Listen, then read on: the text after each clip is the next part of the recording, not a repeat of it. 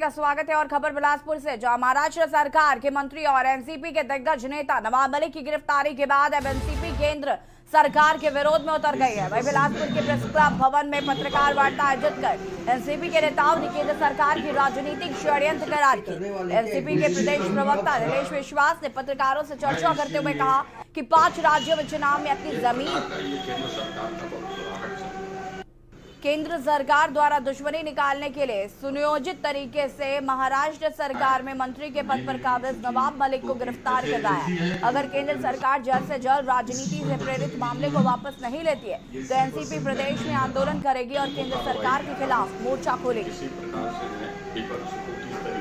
करने वाले के नवाब मलिक जी का जो गिरफ्तारी हुआ है, ये केंद्र सरकार बदले की कार्रवाई करते हुए इन्होंने किया है और राष्ट्रवादी कांग्रेस पार्टी इसकी बहुत विरोध करता है। पूरे देश भर में हम आंदोलन करने जा रहे हैं।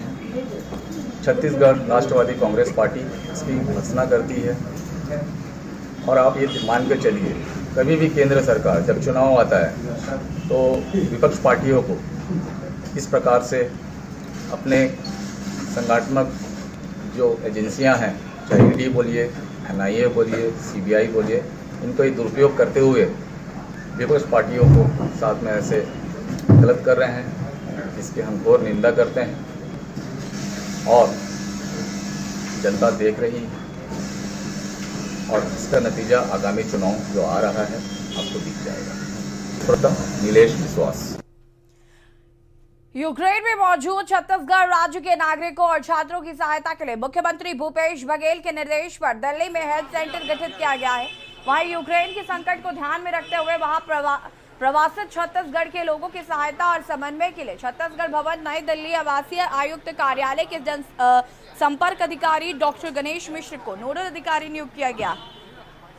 मुख्यमंत्री भूपेश बघेल ने कहा कि यूक्रेन का वर्तमान संकट चिंता का विषय है। यूक्रेन में 20,000 विद्यार्थी फंसे हुए हैं, उनमें से छत्तीसगढ़ राज्य के भी लोग हैं। उनकी मदद के लिए दिल्ली में हमने हेल्थ सेंटर प्रारंभ किया है, वहां लोग लगातार संपर्क कर रहे हैं।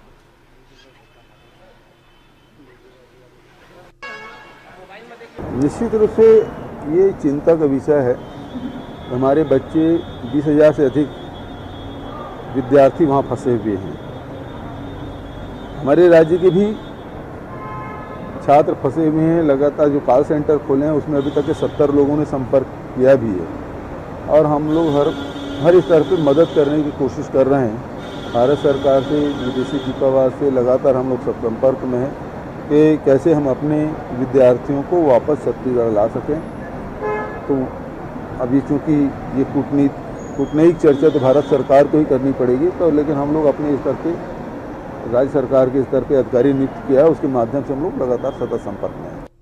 खबर शिवरी नारायण से, जहां पर जिला जांजगीर चांपा अंतर्गत तगर पंचायत में पर्यटन सचिव अनवलगन पी के रामवन गमन पथ का सघन निरीक्षण किया गया। इस दौरान उन्होंने रामवन गमन परियोजना के प्रथम चरण के कार्यों, मुख्य प्रवेश द्वार, मूर्ति निर्माण, रामवन गमन पथ के अंदर घाट निर्माण का कार्य 31 मार्च तक पूरा करने के निर्देश दिए हैं। छत्तीसगढ़ पर्यटन मंडल के अध्यक्ष अटल श्रीवास्तव, छत्तीसगढ़ श्रम कल्याण बोर्ड की सदस्य श्रीमती मंजू सिंह, कलेक्टर जितेंद्र कुमार शुक्ला, पुलिस अधीक्षक डॉक्टर अभिषेक पल्लव, जिला पंचायत सीईओ गजेंद्र सिंह ठाकुर भी निरीक्षण के दौरान मौजूद थे। पर्यटन सचिव ने उक्त निर्माणाधीन कार्यों का सघन निरीक्षण करते हुए संबंधित अधिकारियों को आवश्यक दिशा निर्देश दिए।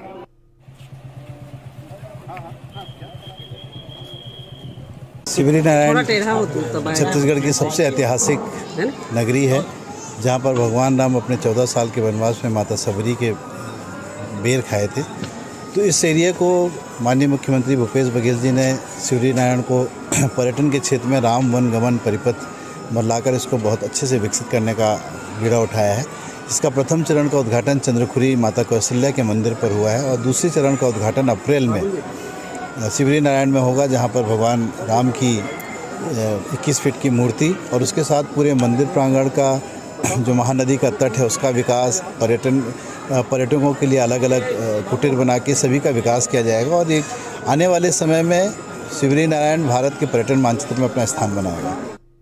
और वक्तों के एक छोटे से ब्रेक का जल्द हाजिर होता है। आप देख रहे हैं के न्यूज़, खबरों का सारथी। भाजपा का संकल्प है युवाओं को सक्षम बनाएगी सरकार। मिलेगा 2 करोड़ टैबलेट्स या स्मार्टफोन का उपहार। भाजपा सरकार फिर से कमल का बटन दबाएं, भाजपा को जिताएं।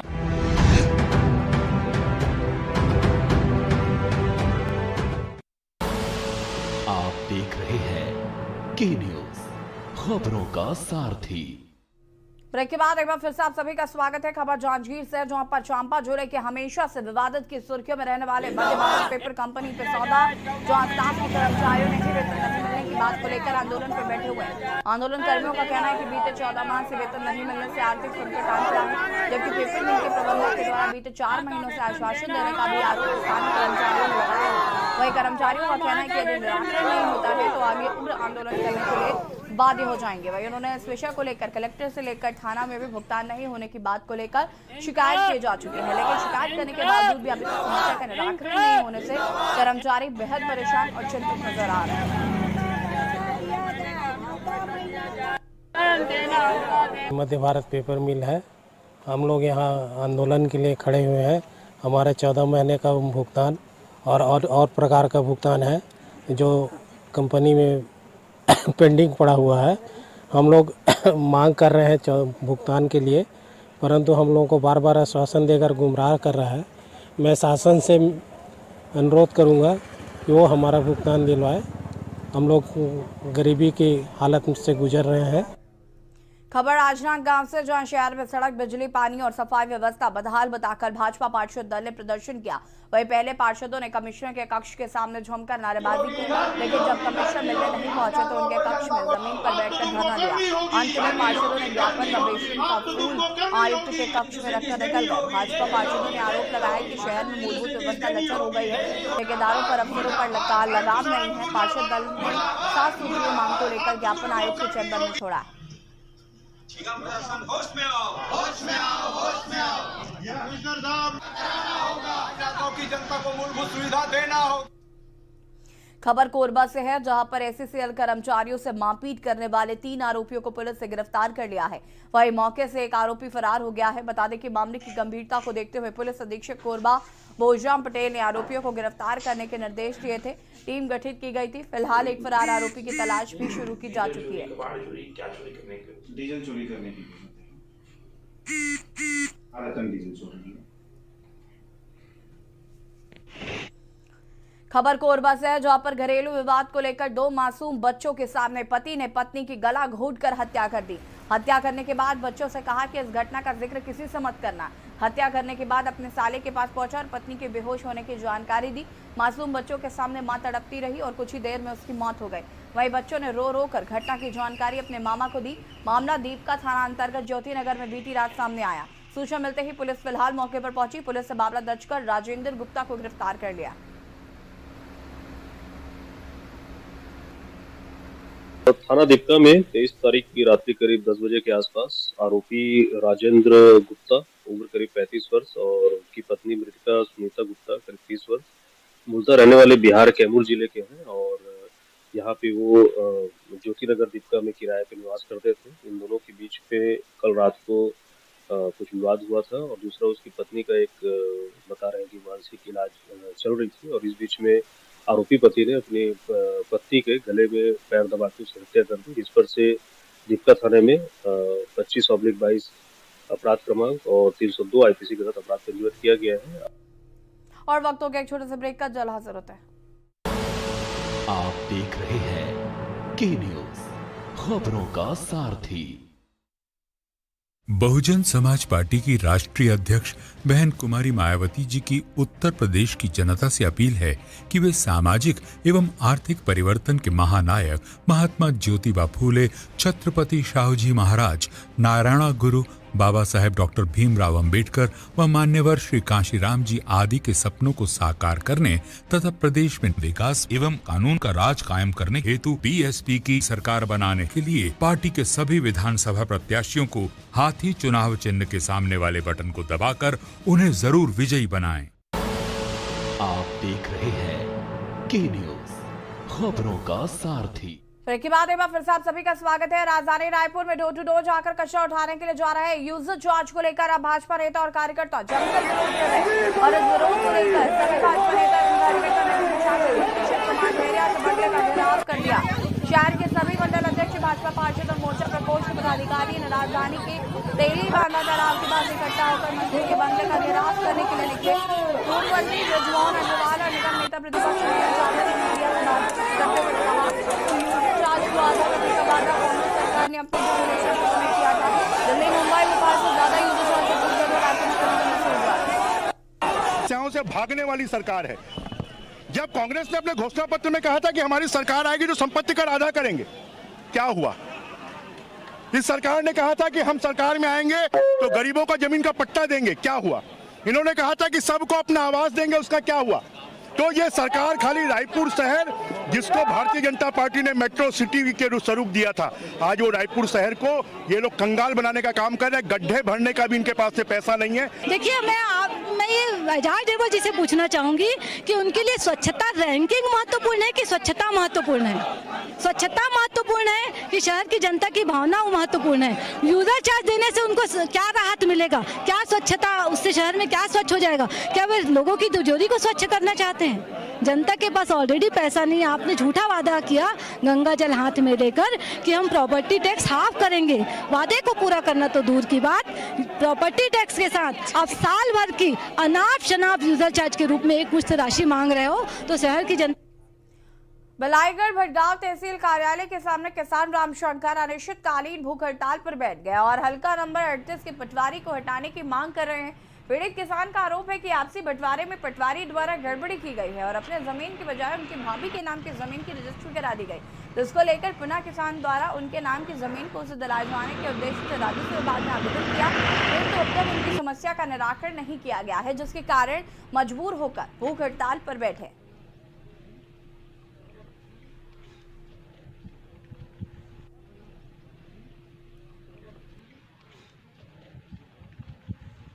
छत्तीसगढ़ के स्वास्थ्य मंत्री टीएस सिंहदेव ने आज दुर्ग में कोरोना सैंपलों की आरटी-पीसीआर जांच के लिए वायरोलॉजी लैब का ऑनलाइन शुभारंभ किया। इस नए लैब को मिलाकर अब प्रदेश के 12 शासकीय लैबों में आरटी-पीसीआर जांच की सुविधा हो गई है। इससे रोजाना आरटी-पीसीआर जांच की संख्या बढ़ने के साथ ही लोगों को रिपोर्ट भी जल्दी मिलने लगेगी। स्वास्थ्य मंत्री टीएस सिंहदेव ने दुर्ग में नवनिर्मित वायरोलॉजी लैब का उद्घाटन करते हुए कहा कि कोरोना के वास्तविक मामलों की पुष्टि करने में आरटी-पीसीआर जांच काफी अहम है। यह सबसे सटीक और भरोसेमंद जांच है। प्रदेश के सभी पुराने व नए सरकारी मेडिकल कॉलेजों और कोरिया जिला मुख्यालय बैकुंठपुर के बाद अब दुर्ग में भी आरटी-पीसीआर जांच की सुविधा शुरू होने से ज्यादा सैंपलों की जांच इस पद्धति से की जा सकेगी।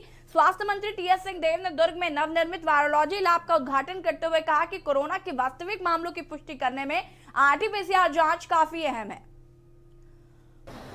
छत्तीसगढ़ शासन ने, स्वास्थ्य विभाग ने एक निर्णय लिया था कि आरटी-पीसीआर लैब्स की कमी के कारण उच्चतम गुणवत्ता की गोल्ड स्टैंडर्ड माना जाता है आरटी-पीसीआर टेस्टिंग को कोरोना के संबंध में।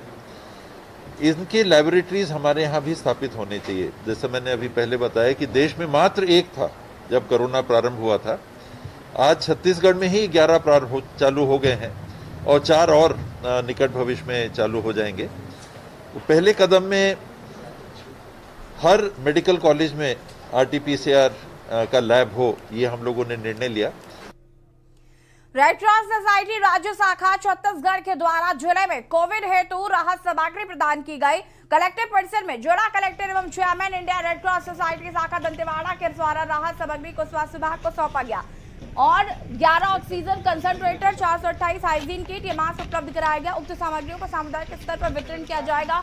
कोविड काल के दौरान जिला रेड क्रॉस सोसाइटी के द्वारा जिले में कोविड काल के दौरान सामुदायिक स्तर पर कोरोना के बचाव के लिए बेहतर काम किए हैं। जिला समन्वयक red cross society Ankit Singh ने बताया कि सामग्री का वितरण जिले में अंदरूनी इलाकों में एवं हाट बाजारों में जनसामान्य को वितरण किया जाएगा। कार्यक्रम में जिला सचिव red cross society doctor GC Sharma, जिला स्वास्थ्य अधिकारी डॉक्टर एस मंडल, जिला कार्यक्रम प्रबंधक संदीप ताम्रिकार और जिला समन्वयक red cross society Ankit Singh, जिला टीकाकरण अधिकारी डॉक्टर राजेश ध्रुव, WHO जिला सलाहकार यूनिसेफ सलाहकार अक्षय तिवारी उपस्थित थे। कोविड के लिए जो प्रयास किए जा रहे हैं रोकथाम के लिए, उसके लिए आज 428 हाइजीन किट्स और 11 ऑक्सीजन कॉन्सेंट्रेटर्स जो हैं ज़िला अस्पताल को भेंट किया गया है, और जिससे कोरोना के विरुद्ध जो लड़ाई है उसमें और ज़िला अस्पताल और हेल्थ डिपार्टमेंट की टीम को जो है स्ट्रेंथ मिलेगी। और जिस हिसाब से अभी थर्ड वे में भी हेल्थ डिपार्टमेंट की टीम ने ज़िले में अच्छा कार्य किया है और सभी हमारे जितने कोरोना वॉरियर्स हैं सबका सहयोग मिला। हम समुदाय स्तर पर हाट बाजारों में, अंदरूनी इलाकों में जरूरतमंदों के पास पहुंचकर उन्हें सामग्री प्रदान करेंगे। साथ ही साथ साफ सफाई, कोविड अनुरूप व्यवहार का पालन करना और जो लोग छूटे हुए हैं कोविड टीका इन्हें प्रेरित करेंगे। और लगातार रेड क्रॉस सोसाइटी के द्वारा अंदरूनी इलाकों में पहुंचकर, हाट बाजार में पहुंचकर इस सामग्री का वितरण किया जा रहा है। और न्यूज़ एट 11 में फिलहाल आता ही, देखते रहिए KNews। नमस्कार।